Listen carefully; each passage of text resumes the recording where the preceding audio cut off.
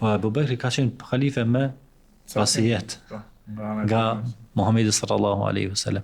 Ma thonë, flasim për Abu Bekrin si më i dalluar mes sahabëve, më i ngrituri, me çfarë? Me tiparet e tij, me vlerat e tij, me parimet, me moralin e tij që kishte, me angazhimet. Po është e vërtetë se ai edhe ishte më i ngritur edhe më i dalluar edhe me imanin e tij.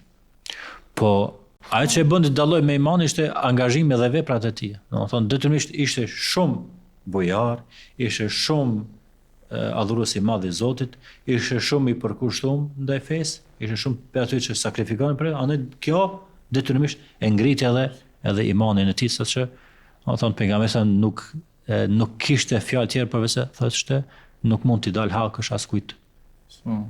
Gjithë kujt përveç Abu Bekrit, domethënë se e ka sakrifikuar vetën, familjen, pasurinë e tij. Dime atë rastin se kur Omeri, po ndërsa ta përmendim më tutje, kur kanë bërë gara kush do të sjell më tepër pasuri. Më tepër pasuri. Abu Bekri radiallahu anhu wardah as-Siddiq. Ai ishte besimtari i parë që e pranoi Islamin në mesin e burrave. Ishte miku më i ngushtë i Muhamedit sallallahu alaihi wasallam. Ishte shoqëruesi i tij në shpellë gjatë hijretit. Ishte personi i cili e personifikoi vendosmërinë dhe besnikrinë në momentet e ku bizotronte dyshimi, ku mushrikët munduan. Kush është Abu Bekri radiallahu anhu? Ne e njohim me këtë emër, Abu Bekr. Por në fakt kjo është nofk. Emri i tij është Abdullah ibn Uthman ibn Amir. Do thon Abdullah i ka fëmijët e tij, Abdurrahmanin, Abdullahin, i ka vajzat e tij, Aishën, Asman, Kulthumin, edhe Muhammedin si një prej fëmijëve të tij. Po i ka 6 fëmijë. Takohet dikun me pejgamberin tek gjyshi i 6, më sa më kujtohet. Do thon ai e ka njoft Muhammedin sallallahu alaihi wasallam para se të bëhej pejgamber i dërguar Allahut. Ka qenë 2 vjet më i ri. Po dhe mosha ishte, më thonë, afër, ishin si moshatar të afërt me njëri tjetrin, por e njihte karakterin e tij, e njihte, domethënë, shumë mirë, edhe prej ardhmë, Abu Bekri nuk ishte njeri i thjesht.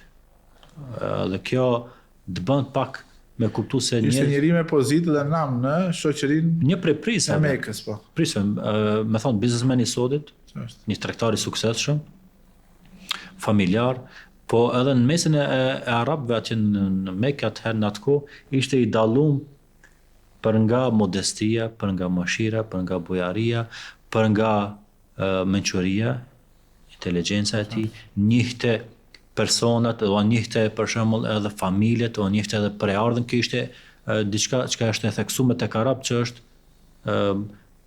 t'jep një farë vlere pak më të lartë, se ky njeri njeh familjet, njeh fiset, njeh kabilet, njeh personat, edhe gëzonte edhe shumë prestigj edhe tek ta. Do thon sa ka gëzuar Abu Bekri një farë pozite tek ata që nuk ishin musliman. E kemi rastin për shembull kur bën jetë të udhtojë për Abisini për shkak shtypjes edhe përzekutimit që kishin musliman në Mekë, ai don të bëjnë hijret. Në rrugë e takon një prej mushrikëve, i bën Daghina. E thot, për ku jeni sa Abu Bekr, thot, tu të shkoj ta udhëroj dikon Allahu, ndërsa të jam i lirë. Ai thot, mithlu ka la yakhruj wala yukhraj. Si dikush si ti as nuk del, as nuk dëbohet, nuk nxirret. Edhe ja ka përmend për shkrimet gates e ngjajshme që i ka thonë Khadija radhiyallahu anha, Muhamedi sallallahu alaihi wasallam, thot ti e ndëron musafirin, ti e respekton farefisin, ti e ndihmon nevojtarin. Këto i kemi ndëgjuar tek udhëzon të humburin. Po, udhëzon të humburin. I kemi ndëgjuar te Muhamedi sallallahu alaihi wasallam. Personaliteti i tij, karakteri i tij, gati se ka qenë i ngjajshëm me atë të Muhamedit sallallahu alaihi wasallam, po që Allah e zbriti vahjin tek Muhamedi sallallahu alaihi wasallam. Nuk e dëshmoi këtë një musliman. E dëshmoi dikush ka s'ishte fare musliman. Shpirtat e ngjajshëm afrohen njëri me tjetrin. Afrohen me njëri me tjetrin. Edhe i dha garancion, i dha strehim. Ti s'ke më do, ti ke më në strehimin tim. Po. Ai që quhet eman. Po, i dha vend ku do të qëndroj, ku do të falet. Po, nuk zgjate për shumë kohë, parë se që mushrikët e Mekës nuk ishin rahat derisa ai ishte aty dhe lexonte Kur'anin dhe falej dhe kjo ndikonte pastaj tek shoqëria në përgjithësi dhe kështu që dul pastaj prap në strehimin e Vazhdoi Zotit. hijretin në Abisini.